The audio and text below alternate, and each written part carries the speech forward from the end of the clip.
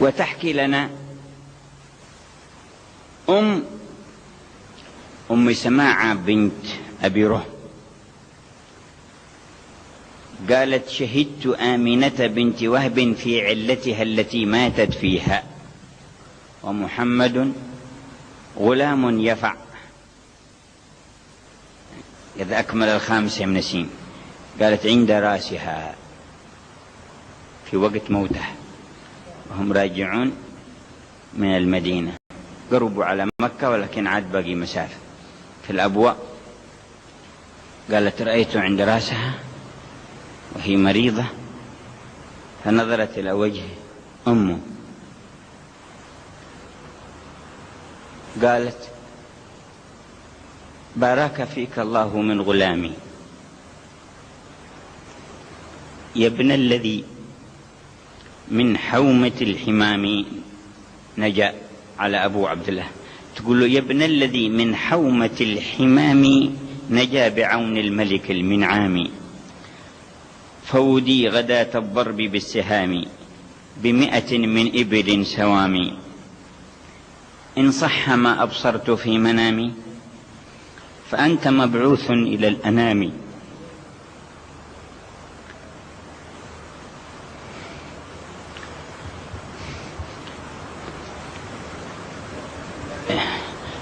إن صح ما أبصرت في منامي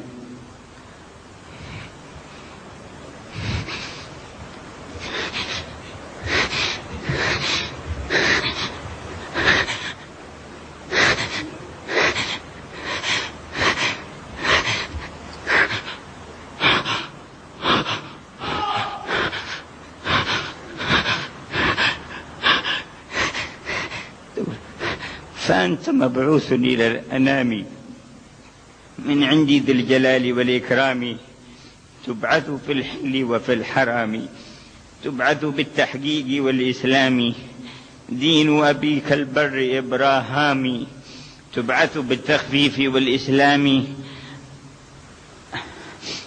ألا تواليها مع الأقوام، فالله أنهاك عن الأصنام. ثم قالت: كل حي ميت، وكل جديد بال، وكل كبير يفنى، وأنا ميتة وذكري بال. بقي ذكرها بمحمد، وها هو الذكر الباقي يتجدد بعد قرون من تلك الساعة ومن تلك الوفاة، وأنا ميتة وذكري باق، وقد تركت خيرا وولدت طهرا. قال: ثم ماتت.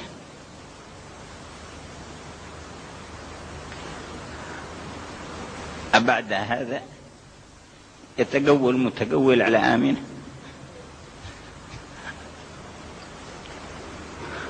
أو يسيء الظن بآمنة؟ أم من آمنة؟ إن لم تأمن آمنة فلا أمن في المحشر أحد، ولا أمن يوم المبعث أحد.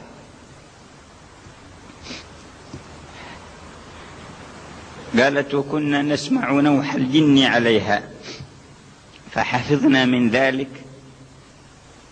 نبكي الفتاة البرة الأمينة، ذات الجمال العفة الرزينة، زوجة عبد الله والقرينة، أم نبي الله ذي السكينة، وصاحب المنبر بالمدينة، صارت لدى حفرتها رهينة، لو فوديت لفوديت ثمينة، وللمنايا شفرة سنينة، لا تبقي ضعانا ولا ضعينة، إلا أتت وقطعت وتينة.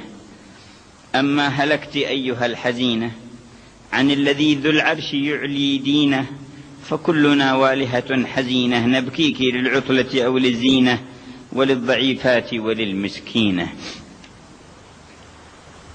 فرجعت به أم أيمن بعد أن قبر أمه هناك وتركها في الأبواء،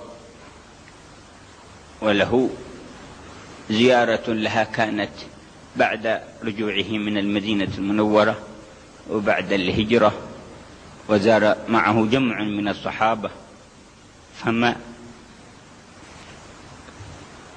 فما رؤي في يوم أكثر باكيا منه في ذلك اليوم صلى الله عليه وآله وسلم. وتلك الرحمة والذكريات المباركة مع الأم الرحيمة الشفيقة البرة الأمينة عليها رضوان الله.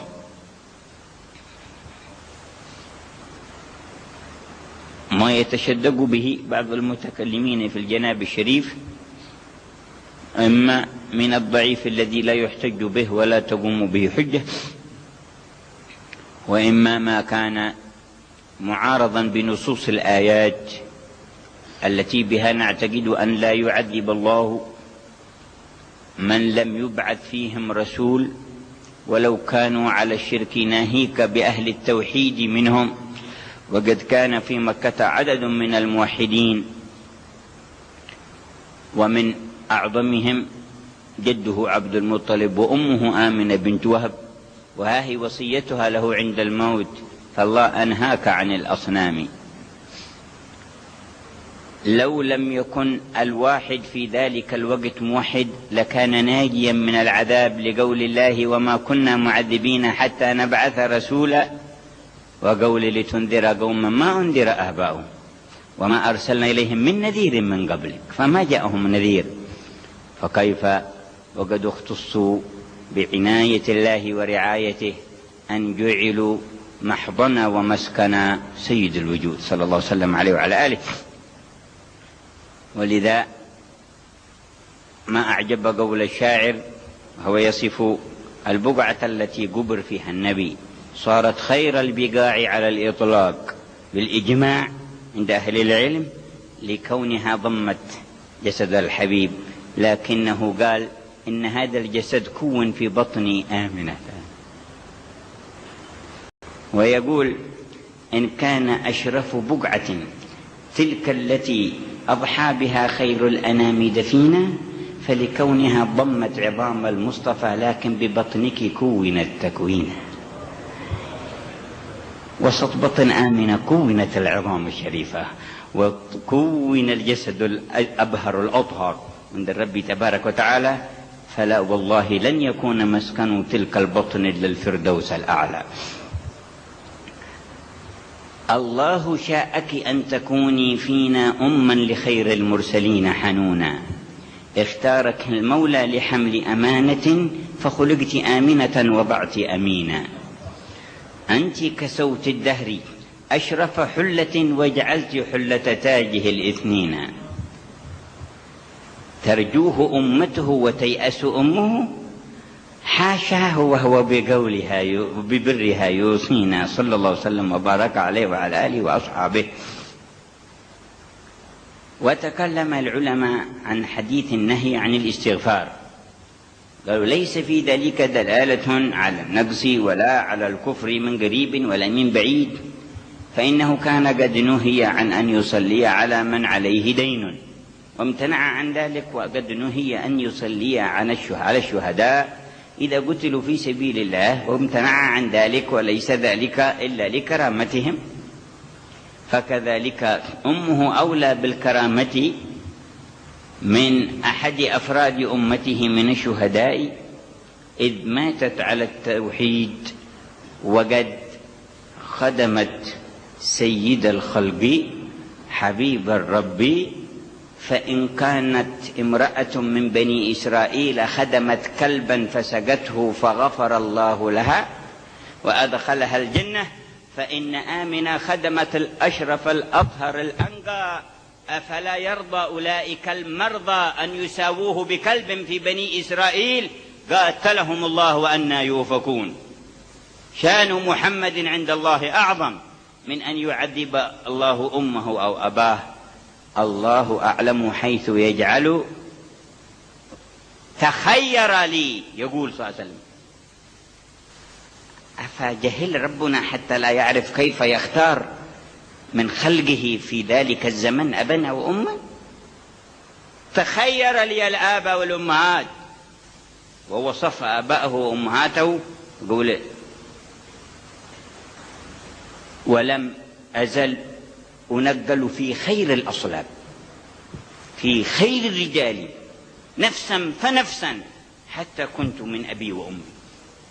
أفهذه خيرة لعب أو هزو، أم اختيار الحي القيوم العليم القدير اللطيف الخبير جل جلاله لأكرم الخلق عليه صلى الله وسلم وبارك عليه وعلى آله؟ وهذه سقته وأطعمته وفدته وربته وخدمته وكفلته، ما هو إلا مثل اللي سقت الكلب مرة واحدة من هذاك. عليها رضوان الله.